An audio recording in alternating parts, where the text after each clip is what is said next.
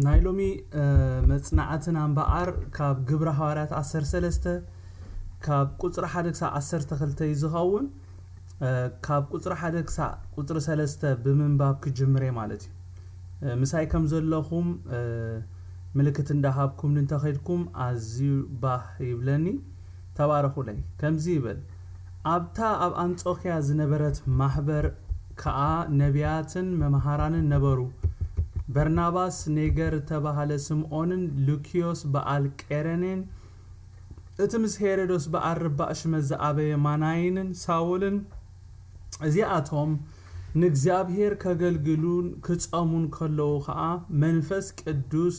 በርናባስን ሳውልን ነትጸዋዕኽዎም እዮ ፍለዩለይ በሎም ሽዑ ጾሙን ጸለዩን አዕዳዎም ከኣ አንበሩሎም እሞ ሰደድዎም ይብለና ኢየሱስ ጎይታይ ከመይደስ ዝብል ቃል ኣብዛ ሓለፈ ሰሙን መጽናዕትና ከም ዝራአናዮ በርናባስን ሳውልን ነቲ ካብታ ኣብ አንጾኪያ ዘላ ማህበር አምላኽ ተዋጽአ ሓገዝ ሒዞም ናብታ ኢየሩሳሌም ዝነበረት ማህበር ኣብጽሖም ከም ተመለሱ ሪኢና ነርና ሎሚ ድማ መቐጸልታ ናእቱ ወይ ድማ ምዕራፍ 13 ኢና ንርኢ ዘለና አሜን በርናባስን ሳውልን ካብ ኢየሩሳሌም ናብ አንጾኪያ ምስተመልሱ በቀጥታ ናብ አገልግሎት የማአትዮም አሜን ምዕራፍ 13 ቁጥር 1 ጅምር ኮሎንታይሊ ዝጅምር ኣብታ ኣብ አንጾኪያ ዝነበረት ማህበር ከኣ ነቢያትን መምሃራንን ነበሩ በርናባስ ኔገር ተባህለ ስምዖን ሉኪዮስ በዓል ቄረኔን እትምስ ሄሮዶስ በአርባሽ መዛአበየ ማናያንን ሳውልን ኢሉ ዝጅምር ካብቶም ነቢያትን መምሃራንን ድማ በርናባስን ሳውልን ኮሙን ስምዖን ሉኪዮስ በዓል ቄረናን ማናይንም አሜን እዚኦም በርናባስን ሳውልን ካብቶም መምሃራንን ነቢያትን ሓደዮም እግዚአብሔር ስሙ ይባረክ አሜን ነቢያትን መምሃራንን ጎይታ ኩላትና ናብ ሕብረት እምነት ናብ ፍልጠት ወደ አምላኽ ናብ እኹል ሰብአይ ናብ ልክዕ ምልአት ብጽሕና ክርስቶስ ክሳብ እንበጽሕ ንምሕናጽ ስጋ ክርስቶስ ሙሉአት ምእንቲ ክንከውን ኢሉ ካብ ተዋሃቡና ሓሙሽተ ውህበታት ወይ ድማ ኦፊሳት እዮም እግዚአብሔር ይመስገን አሜን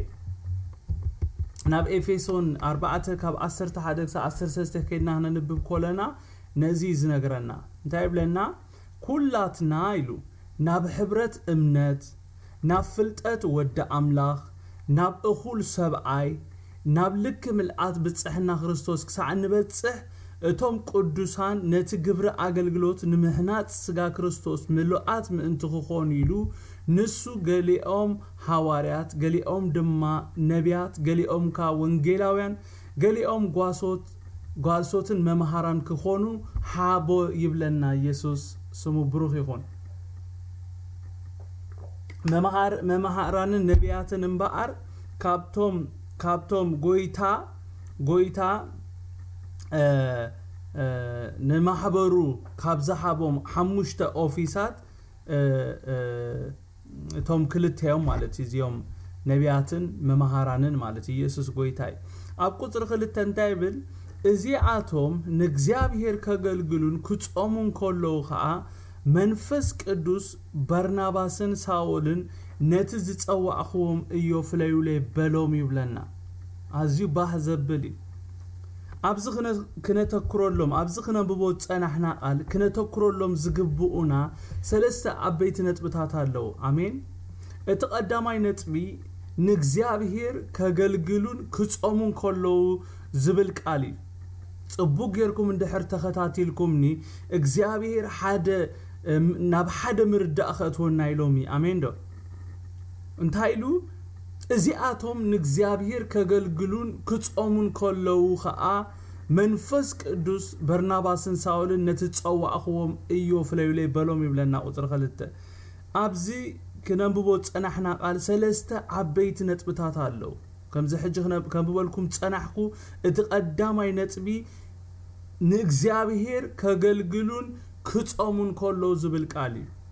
ኣብዚ ክንሓቶ ዝግባአና ሓደ ሕቶ ኣሎ ንእግዚአብሔር ከገልግሉን ክጾሙን ከለው ክብል ከሎ እንታይ ማለት እዩ ወይ ንእግዚአብሔር ምግልጋል ማለት እንታይ ማለት እዩ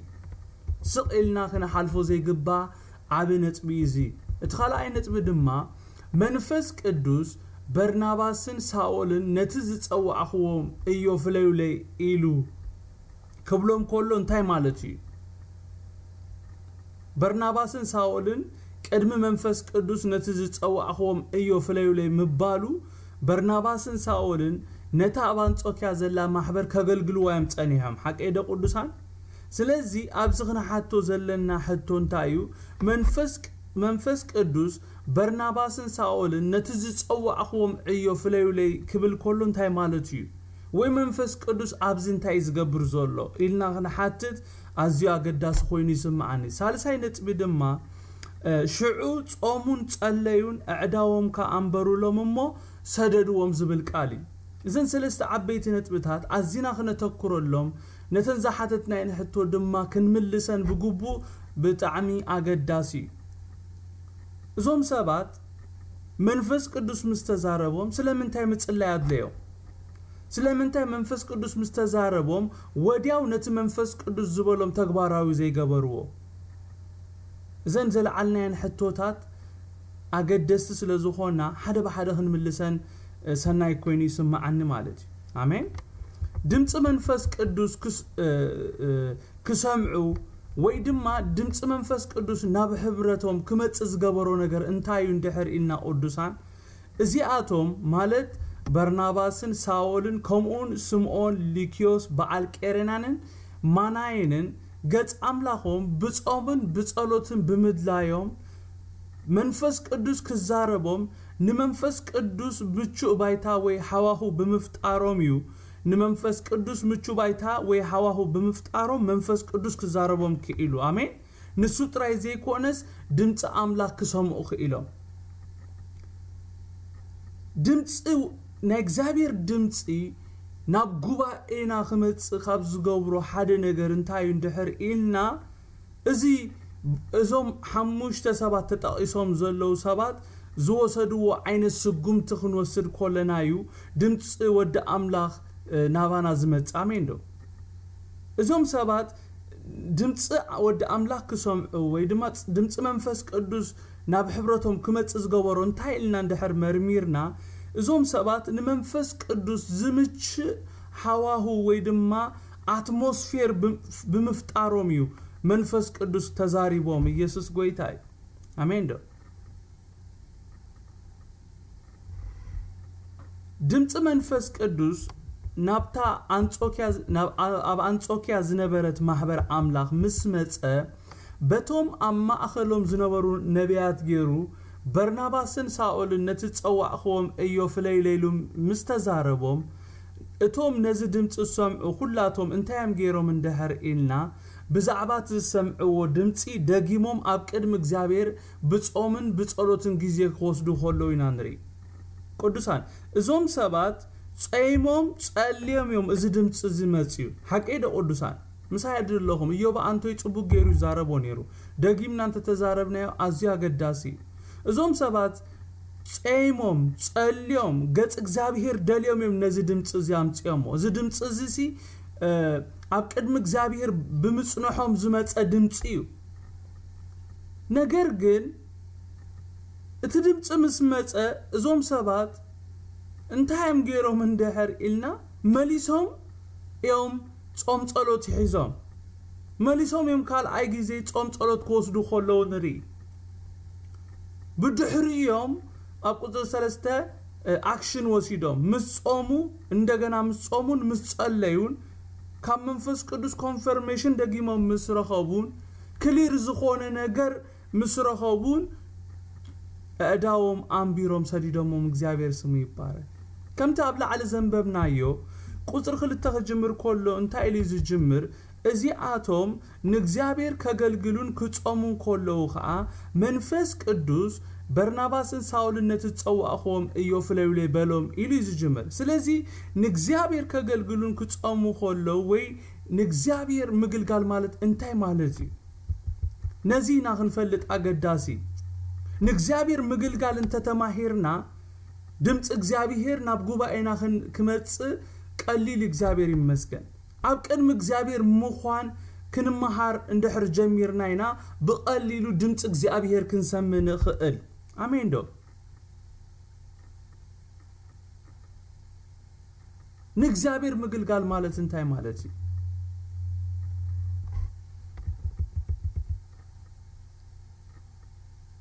ሃዋርያ ጳውሎስ ንሰብ ቆሮንቶስ ኣብ ቀዳማይ ቆሮንቶስ 10:31 ክጽሕፈሎም ኮሎ እንታይ ኢልዎም እምበኣርሲ እንተበላኣኹም ወይስ እንተሰተኹም ወይ ዝኾነ ይኹን እንተገበርኩም ኩሉ ንኽብሪ ኣምላኽ ግበርዎ ክብሎም ኮሎ ንሪ እንደገና ንሰብ ቆሎስ ክጽሕፈሎም ኮሎ ምዕራፍ 3 ቁጥር 17 እንታይ ብል ብቃል ኮነ ወይስ ብግብሪ እትገብርዎ ዘበለ ኩሉ ብስም ጎይታና ኢየሱስ ግበርዎ بوخ عن እግዚአብሔር አቦ አመስግኑ ይብል ንግዚአብሔር መገልጋል ማለትም በአር ንግዚአብሔር አምላክ ንዑ በይኑ መምላክ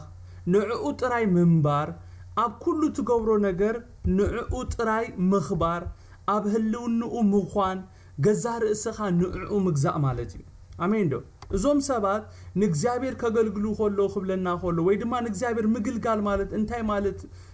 ከም ዝኾነ እንፈልጥ እንደሕደሊና ትርጉሙ እዚ ንግዚአብሔር ምግልጋል ማለት ንግዚአብሔር አምላክ ንዑ በይኑ መምላክ አሜን ዶ ንዑ ጥራህ መንባር አብ ኩሉ ትገብሮ ነገር ንዑ ተኽብሮ አብ ህላውናቱ ምዃን ገዛ ርእስኻ ንዑ ምግዛእ ማለት እዩ ስለዚህ ንግዚአብሔር ከገልግሉን ክጾሙን ኮሎ ክብለና ኮሎ እንታይ ዝብለና ዘሎ ንግዚአብሔር አምላኾም እናምለኹ بخلو زغبرو ነገር እናخبرዎ ገዛ ርእሶም ንዑ አግዚኦም ገጹ እናደለዩ አብህላውንኡ ኮለው ማለት እግዚአብሔር ይመስገን አሜን ንእግዚአብሔር አምላክ ሁሉ ትትገብሮ ስጋዊ ይሁን መንፈሳዊ ነገር የገድሶይ ጽቡቅ ጌርኩም ስምዑኒ ሎሚ አነ ነዝ መልእክት ጥራይ ከመሐላለፍ እዝደል እግዚአብሔር ስሙ ይባረክ አሜን ዶ ነዚ ቃል ዝኸነብብ ኮለሁ ነዚ ቃል ከጽንዕ ኮለሁ መንፈስ ቅዱስ ንዓይ ዝመሃረን ነዚ ንእግዚአብሔር አምላክ ኩሉ ትንገብሮ ስጋዊ ይሁን መንፈሳዊ ነገር የገድሶይ እግዚአብሔር አምላክና ሓደ ነገር ክንገብር ኮለና ግብርና ጥራህ አይኮነን ዝሪ ስለምንታይ ጌርናዮ ንምንታይ ጌርናዮ ኩሉ ሓጠናና ከይተረፈይ ዝምርምሮ በዚ ምርዳ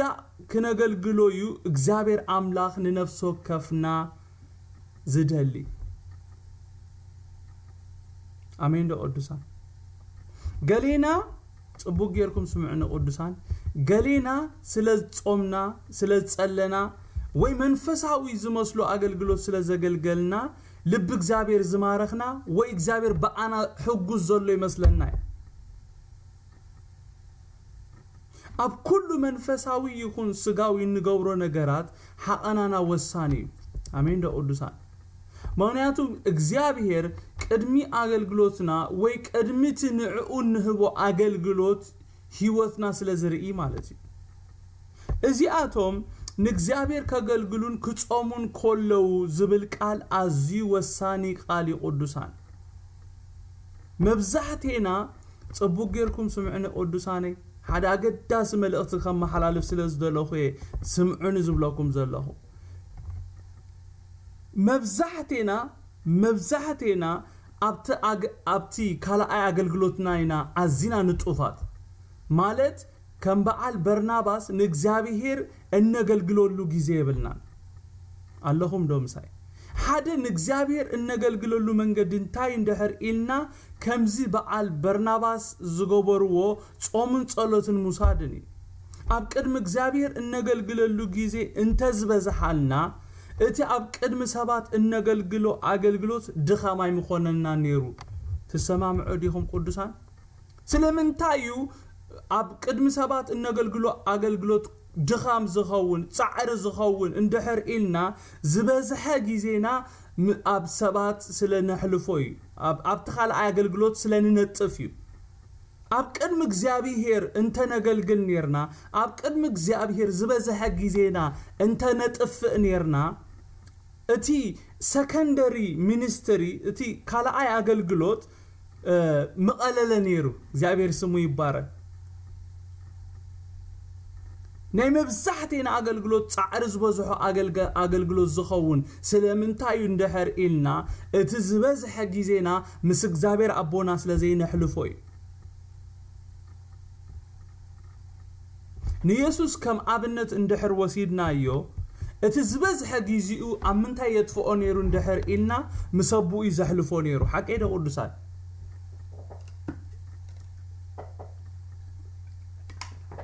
ለይት ተስኡ ገጽ እግዚአብሔር አቦ ይደሊ ነይሩ ኩላ ሰበይ ደቂሳ ኾላ ንሱ ጊዜ ወስድ ነይሩ ውጽኢት ናይዝ ድማ አገልግሎቱ አዚ ውጽኢታዊ ከም ዝኸውን ገይርዎ በተመሳሳሊ ህይወት ሃዋርያት ከም ኣብነት እንደሕር ወሲድናዮ ካብ ኢየሱስ ተማሃርዎ ህይወት ንሱ ስለዝነበረ ዝበዝሐ ግዚኦም ኣብ ቅድሚ ጎይታ ብምዃንም ዘሕልፍዎ ነይሮም ከም ውጽኢቱ ኸኣ እቲ ኣገልግሎቶም ኣዝዩ ውጽኢታዊ ነይሩ ቅዱሳን ሎሙውን እቶም ውጽኢታውያን ኣገልገልቲ ህይወቶም እንደሕር ፈቲሽናዮ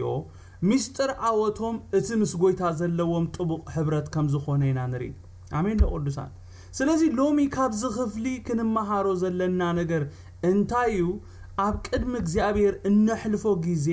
ኣዝዩ ወሳነ ከም ዝኾነ ፈሊጥና ኣብ ቅድሚ እግዚአብሔር ኣምላኽ እንሕልፎ ጊዜ ኣዝዩ ክበዝሕ ከም ዘለዎ ኢና ካብ ዝኽፍሊ ዝንመሃር በዚ ቃል ገይሩ በዚ ክፍሊ ዝገይሩ መንፈስ ቅዱስ ንልበይ ዝተዛረቦ ነገር እንታይ እንደሕር ኢልኩምኒ ምሳይ ተሕልፎ ጊዜ ይብዛሕ እቲ ኻልኣይ ክቐልል እዩ እቲ ወፂኻ ትገብሮ ነገር ክቐለልካ እንደሕር ደሊኻ ካባይ ምርሒት ተቐበል ካባይ ሓይሊ ተቐበል ካባይ ጸጋ ተቐበል ካባይ ስትራቴጂ ተቐበል ብድሕሪኡ ክቐለልካ እዩ ብሩኽ መዓልቲ ውዕለኒ ኢልካ ትወፅእ ሽዑ መዓልትኻ ተረቢሹ ውዕል ማለት እዩ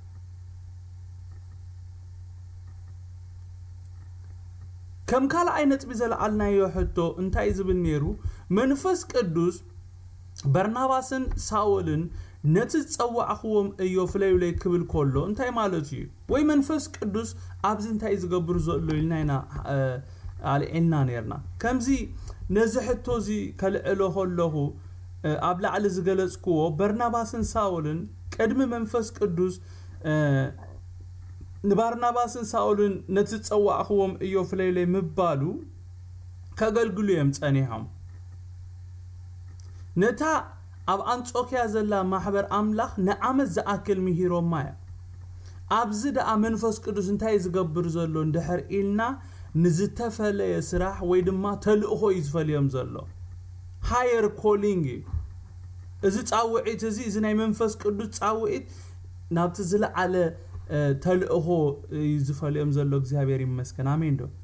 برناباسن ساولن كساعتا دمص منفس قدوس زسمعلا ساعات انتايم زغبرو نيروم اندحر إلنا ابتا اب انطوكيا زنبرت محبر بت እግዚአብሔር زحابو ጸጋ يغلغلو يم نيروم منفس قدوس نتزصوعم ايوم مسفليوم غنا اتصاوعيتهم ناي حواريانت صاوعي سلازنبره ناي گدن نا انطوكيا حديغوم نابت منفس قدوس زمرحوم كخدو ات منفس قدوس زحابوم ايو كعيو كلون ري እግዚአብሔር ስሙ ይባረክ አሜን ካብዚ ክፍልዚ ከምን መሃሮ መኒና አገልግሎት ዝፈሊ ወይ ዝጽወ እንደህር ኢልና መንፈስ ቅዱስ ይና አገልግሎት ዝፈሊ ወይ ዝጽወ እግዚአብሔር ከምዛ አይነት ልቢ ይብዛሐልና አሜን አነ ፈርሕ ሓደ ጊዜ ከምዚ ሕጂ ህያብ አምላኽ ክብለና ጸንሐ ፓስተር ቴዲ ዝብሎ ጸንሐሲ ተፋኑኒ ዲኹም ኢድኩም ጽኤንኩም ሲ تسدون ديهم አገልግሎት በቃ ናብት እግዚአብሔር ዝራኤል ናብት መንፈስ ቅዱስ ጸዋዓን ኢየሱስ ከም ተፋኑኒ ዘአምን ክብለና ሆሎ በጣም ከምዛ አይነት ልብ خلوና አለው እግዚአብሔር ይመስገን አሜን ማለት አገልግልትና እዛ አይነት ቪዥን እዚ ክሎ ማለት ኩሉ ጊዜ ዘተሐሳስበካ ሰለ እንታይ እንደሕሪልኩምኒ حجينا اي منفس قدوس نسلمون نتزصوعخو عيو فلايو لي اندحر إلوسي اتا محبر املاح بقى اتيتي تبل كوين يسمعني بقى تي اندحر تباستر كا ويدما اندحرتي فيجنري اندحرتي غواساخا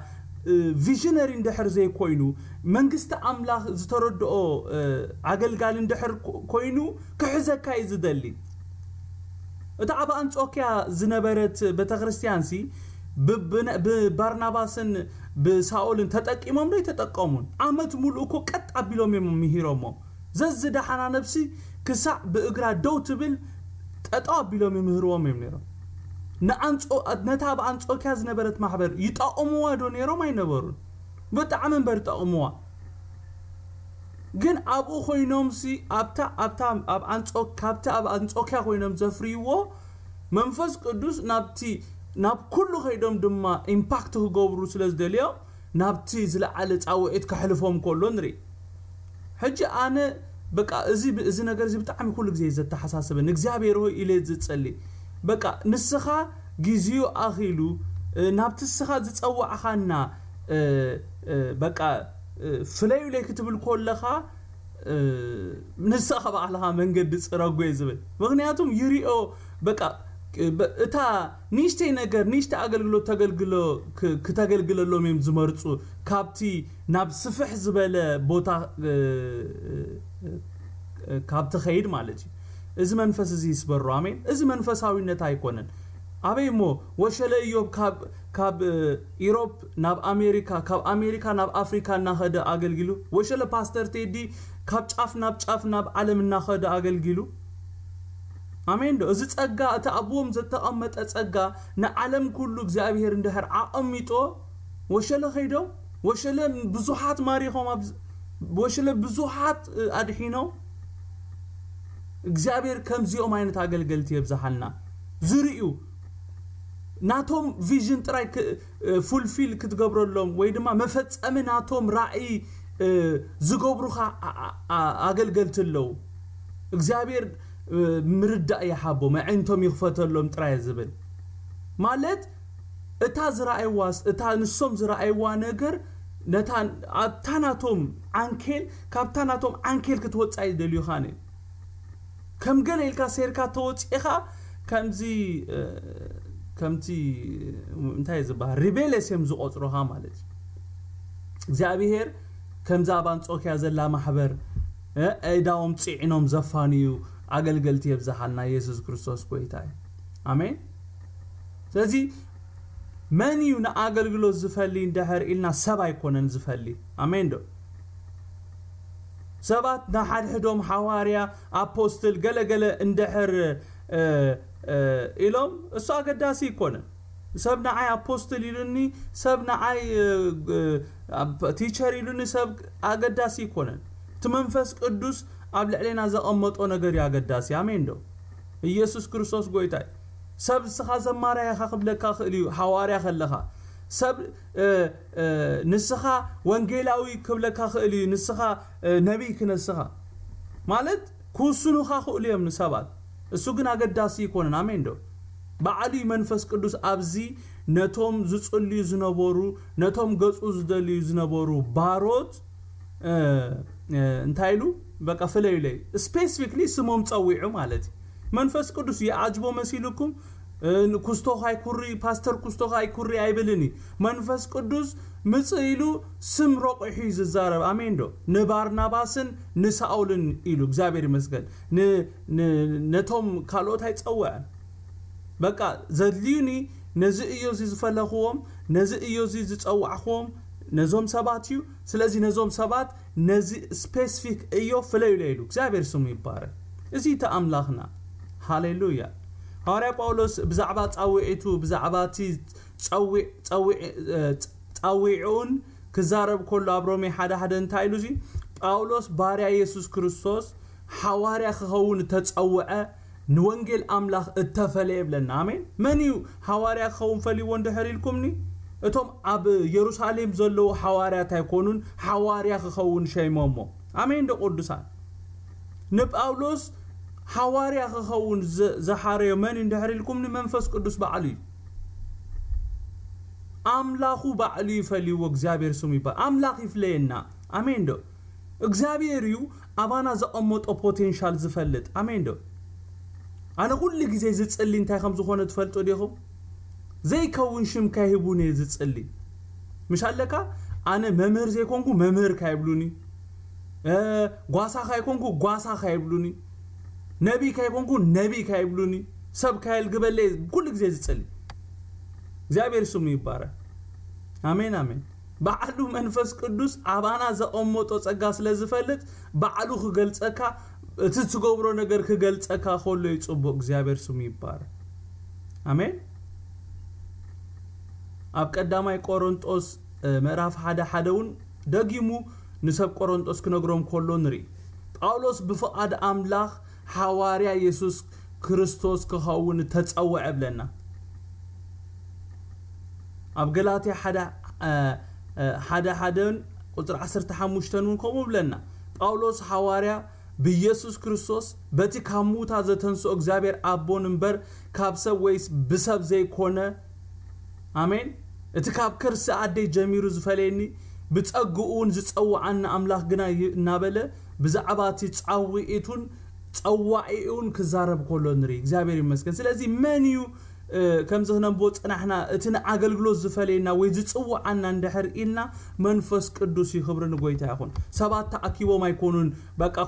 كستو كم زخون يخيلو إلهم ايكونون زوسنو تزوسن اغزابير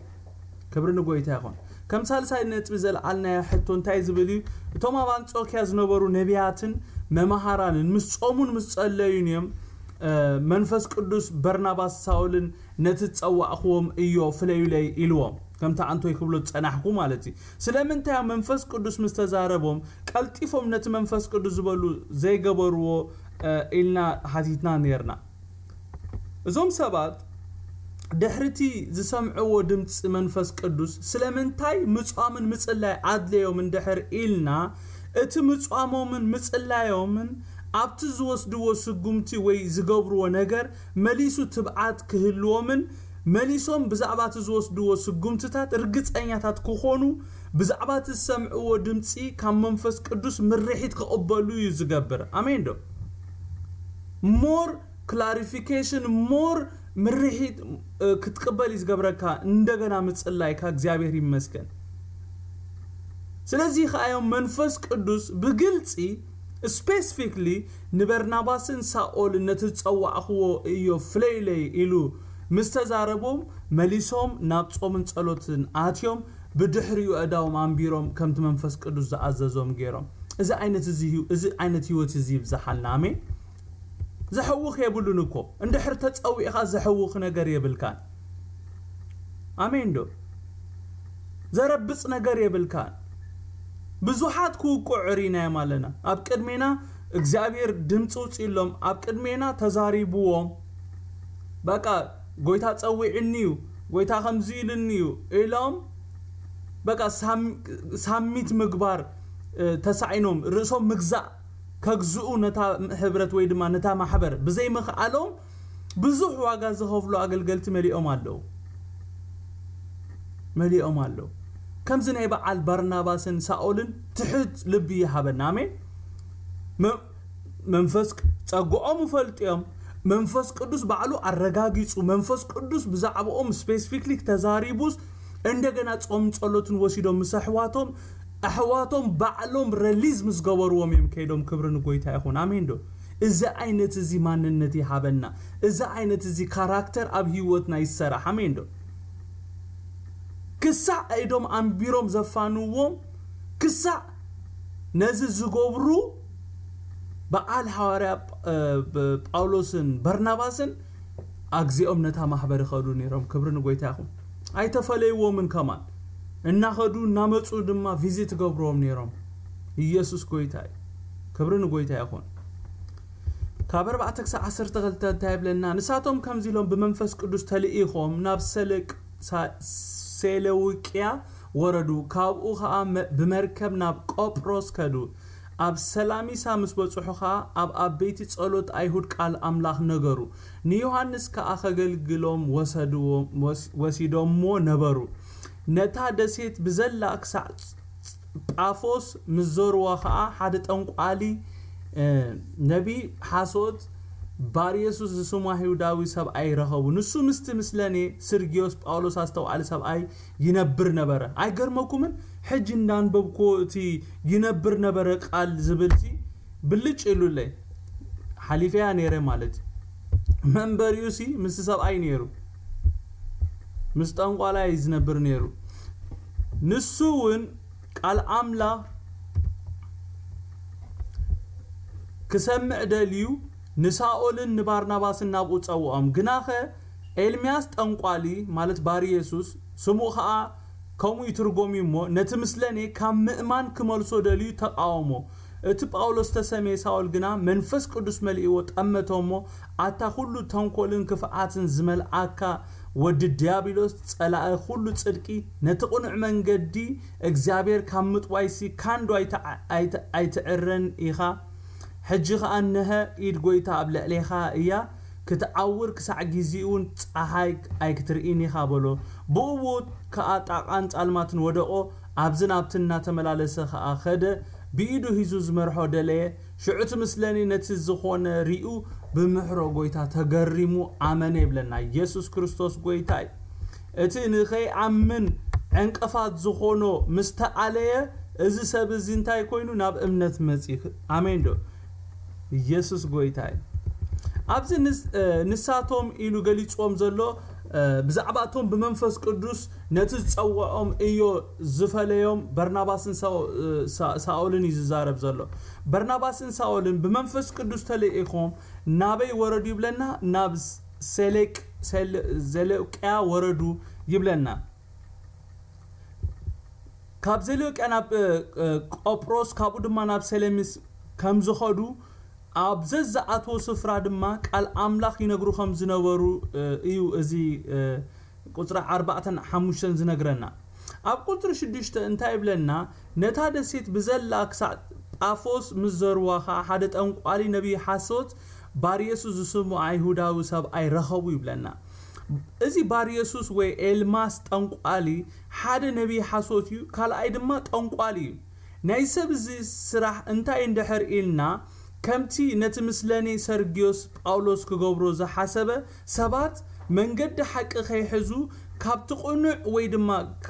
ካብቲ መንገዲ ህይወት ምምላስ ይስርሑ ጎይታ ይግናሓዮም እዚኦም ጠንቆልቲዮም ወለድና ይኹን ኣሕዋትና ናሓትናን ናብዚ ሓቀኛ ወንጌል ከይመጹ ተጽዕኖ ዝገብሩሎም ቅዱሳን ኣብኦም ዲስትራክሽን ከይመጸ እቶም በዚኦም ዝተተሓዙ ቤተሰብና ክልቀቁ ማለት ዘበት እዩ እቲ ጥንቆልኡ ትንቢቱ ዝጥቀመሉ ንምንታይ እንድሕር ኢልና ከም ሃዋርያት ጳውሎስ ዝበሎ ነቲ ቅኑዕ መንገዲ እግዚአብሔር ንምጥዋይ ጥራይ ይጥቀመሉ ጠንቆልቲ እንታይም ስርሖም ነገራት ምጥዋይ ይስርሖም ሰባት ነቲ ቅኑዕ መንገዲ እግዚአብሔር ናብ ትቁኑዕ መንገዲ ከይመጹ ናብ ድሕነት ከይመጹ ምስ አምላኾም ከይራኸቡ ስርሖም እዚዩ እቲ ምስለኒ ሰርጊዮስ ጳውሎስ አስተውዓለ ሰብኣይ ቃል አምላኽ ክሰምዕ ደልዩስ ንሳኦልን ንባርናባስን ናብኡ አጸዊዑ ካብኦም ቃል አምላኽ ኣብ ዝሰምዓሉ ዝነበረ ኤልማስ ጠንቋሊ ነቲ ምስለኒ ካብ ምእማን ክመልሶ ደልዩ እንታይ ገይሩ ንሳኦልን ንባርናባስን ክቃወሞም ከሎ ንሪ ባርየሱስ ወይ ኤልማስ ጠንቋሊ ስለምንታይ ነቲ ምስለኔ ካብ ምእማን ክመልሶ ደልዩ እንድሕር ኢልና እቲ ምስለኔ ባርያናቱ ክኸውን ስለዝደለየ ባርያናቱ ይነሩ ኣብ ገዙኡ ዝነብር ነሩ የምልጥ ከም ዘሎ ስለዝተረድኦ ከዕንቅፎ ደልዩ ንበዓል በርናባስን ሳኦልን ክቃወሞም ከሎ ንሪ እቲ ምስለኔ እተሰብ ቅዱሳን ጽቡቅ ገርኩም ስምዑኒ እቲ ነቲ ምስለኔ ተሰብከ ወንጌል ኤልሚያስ እቲ ጠንቋሊ ሓደ ከይተረፎ ሰሚዕዎ ሓቀይዶ ምስቲ ምስለኔ ኮፊሉ ነቲ ሓቀኛ ወንጌል ነቲ ዘድሕን ወንጌል ክሰምዕ ዕድል እግዚአብሔር ይቦይ እግዚአብሔር ንዕኡን ኣብታ ሰዓት ብወንጌል አሚኑ ንኽድሕን እግዚአብሔር ኣብታ ሰዓት ዕድል ሂቦ ነሩ እንተኾነ ቃል አምላኽ ሰሚዑ ክምለስ ፈቃደኛ ብዘይ ምዃኑ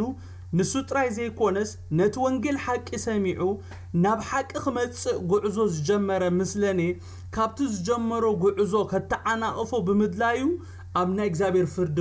خولونري إكزابير سقلو نساباي فردوني تنقوالا يخون دقاما يخون موارتانيا يخون إكزابير إدلي هبي أمين دا قدوسان إكزابير إدلي هبي كمتي نتمثلني استسابكو وانجل نعقون وانجل تسابي خلي نتمثلني ناسبوخو نتحق انيا وانجل اب ازنو خمز بتصح غيرو እግዚአብሔር እሰብ እዚ ግን ነትስተዋحبو እድል ክትቀመሉ ፈቃደኛ በዘይ መዃኑ ስሩሑ መንገድ እግዚአብሔር ነትቁንዕ መንገድ እግዚአብሔር ምጥዋይ ስለዝኾነ ጣዋይ ስለዝኾነ አፍርድ እግዚአብሔር ኮወደቅ ኮሎ ንሪ ካብዚ ከምዚ እግዚአብሔር ይድሕነና ጳውሎስ መንፈስ ቅዱስ መልኦ ነቲ ኤልማስ ጠንቋላይ እንታይልዎ እቲ ጳውሎስ ተሰሜ ሳውል ግና መንፈስ ቅዱስ መልኢዎ ጠመቶሞ አታ ሁሉ ተንኮልን ኩሉ ክፍአትን ዝመልአካ ወድ ዲያብሎስ ጸላእ ሁሉ ጽድቂ ነቲ ቁኑዕ መንገድ እግዚአብሔር ካብ ምጥዋይሲ ካንዶይ ተዓርፈኒኻ ሕጂ ኸአነኸ ኢድ ጎይታ ኣብ ልዕለይኻያ ክትዓውር ክሳዕ ግዚውን ፀሓይ ኣይክትርኢኒኻ ብሎ ብኡኡ ኻጣቃ ጻልማትን ወደኦ ኣብዝን ኣብትና ተመላለሰ ኸደ بيدو هيزو زمرحو دلي شعوت مثلني نتي زخونه ريو بمحرو ጎይታ ተገሪሙ አመነ ብለና ጳውሎስ በመነጽር ናይ መንፈስ ቅዱስ ንኤልማስ ምስራአዮ ነዚ ባር ኢየሱስ ዝበሃል ምስራአዮ እንታይልዎ አታ ሁሉ ተንኮልን ክፍአትን ዝመልአካ ወድ ዲያብሎስ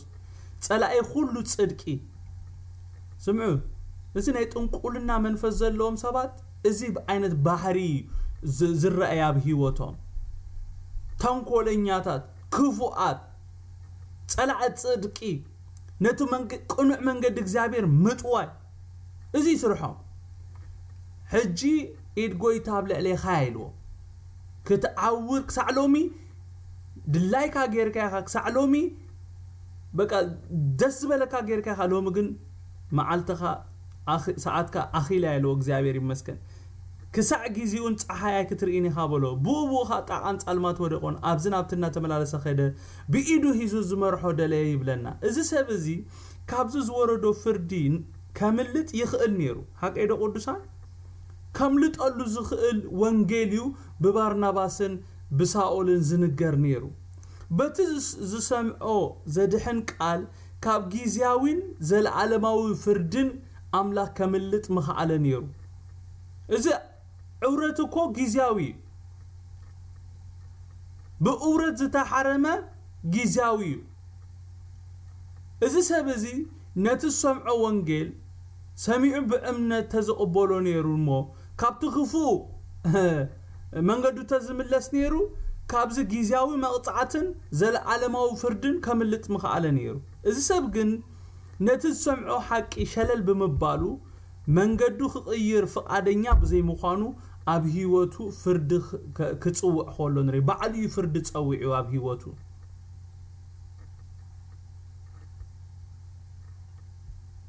غلغلينا سبات بعلناينا اب هيوتنا فردي نصوع እግዚአብሔር ከፈርደና ስለዝደሊ ዘይኮነስ بعلناينا ነቲ ነገር ንጽውዑና اب هيوتنا እግዚአብሔር ክዛረበና ሆሎ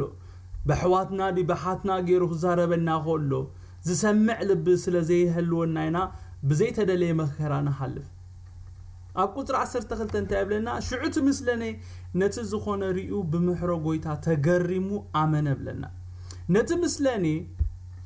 مثلني كامن زغبرو ነገር እንታይ እንድህር ኢልና እዚ ዝራአዩ ነገር ከአምን ገይሩ አሜን ዶ ተነጊሩወዩ ተሰቢኹወዩ لعلتس تسبكو لعلتس سمعو قال جن اتزرعيو قلصم እግዚአብሔር ከም ዘአምን ገይርዎ አሜን ዶ ትምስለኒ ነትዝኾነ ሪኡ ኢሉ ምስበለዩ በመሕሮ ጎይታ ተገሪሙ አመነ ዝብለና اتزرعيو ነገርዩ ነትሰምዖ ምህሮ ጎይታ ከአምኖ ገይርዎ ኢየሱስ ጎይታይ እዚ ምስለኒ ኮነ እቶም ኣብታ ደሴት ዝነበሩ ሰባት ክሳብ በዓል ጳውሎስ መጽዮም ወንጌል ጎይታና ኢየሱስ ክርስቶስ ዝሰብክዎም እታ ደሴት ኣብ ኢድ በዓል ባር ኢየሱስ ወይ ድማ ኤልማስ ወዲቃ ነራ አሜን ዶ ናይ እግዚአብሔር ሰባት ይብዙሑልና አሜን ቁቡአት ይተንሱኡልና እግዚአብሔር ስሙ ይባረክ ከተማታትና በዞም ጠንቆልቲያ ተመሊአ ዘላ ብፍላያን ዝነብረላ ከተማ ስለምንታይና አና ኩርኳሕ ኮይኑና ዘሎ እንደሕር ኢልና በዓል ዚኦም ነቲ ምምሕዳራት ነቲ ኦፊሳት ነቲ ቀንዲ አሎ ዝበሃል ነገራት ተቆጻጺሮሞ ስለዘለው አባና ዝረአይ ኃይሊ ወይ ድማ ዝተገልጸ ነገር ክሳዕ ዘየለ እዚኦም ሰባት ክስልጡኑ ናይ ግድኒ በዓል በርናባስን ሳኦልን በመንፈስ ቅዱስ ተላእይኾም ናብዘን ከተማታት ናብዘን ደሴታት እንተ ዘይመጹ ነሮም ወይ ድማ በዓል በርናባስን ሳኦልን ክሳዕ ዝመጹ እዘን ከተማታት ዘን ተጠቅሳ ደሴታት አብኢድ በዓል ባር ኢየሱስ የነረን ትምስለኔ ቃል አምላክ ሰብምዕ ደሊኑ ሳኦልን በርናባስን ናብኡ ክጽውዓም ኮሎ ኤልማስ ምስመን ነሩ እንደሕሪልና ምስትምስለኔ ነሩ በዓል ሳኦል ቃል አምላክ ምሰበኹ ስራሕ ጠንቆልቲ ፈሪሱ ክብርን ጎይታ ይኹን አሜን ዶ ስራሕ ጠንቆልቲ ነቲ ሐቀኛ ወንጌል በመንጋሪ ዝፈርስ ኢየሱስ አሜን ዶ ኢየሱስ ስሙ ይባረክ ስራሕ ጠንቆልቲ በመንታይ ዝፈርሕ ሰንደሕሪልና ሐቀኛ ወንጌል በመንጋሪ ዝፈርስ ሰብናብ ተቆንዕ መንገድ እግዚአብሔር ክምለስ ወንጌል ሐቅ ክሰማዕ ኣለዎ ወንጌል ሐቂ ምስንሰምዕና ናብ ተቆንዕ መንገድ እግዚአብሔር ንምለስ እግዚአብሔር ነዞም ሐቀኛ ወንጌል ዝሰብኩ የብዛሐልና ንሐቅ ደው ዝበሉ ዝጨከነ ሰራዊት ካብዚ ክፍሊ ክንመሃሮ ዘሎና አብ ነገር እንታይ እንደሕር ኢልና እቲ ሐቀኛ ወንጌል ክንገር ኮሎ ዘይፈቱ ጸላኢ ሁሉ ጽድቂ ነትቁንዕ መንገዲ እግዚአብሔር ዝጠዊ ከም ዘለው ነዚኦም ከምዚኦም ዝኣመሰሉ ሰባት ድማ እንተ ዘይተመሊሶም ልክ ከም ኤልሚያስ መንፈስ ቅዱስ ከም ዝቀጽዖም ኢና ካብዚ ክፍሊ እዚ ንመሃር እግዚአብሔር ብነገር ኩሉ ይባርኩም ጸጉኡ ይብዛሐልኩም ንሎሚ ኣብዚኣ ጠጠው ከነብሊና ዝመጽእ ሰሙን ድማ ብሰፊሑ ክንቅጽሊና ተባረኹ ለይ ጸሊና ክንውዲና አዳውኩም ሓፋብ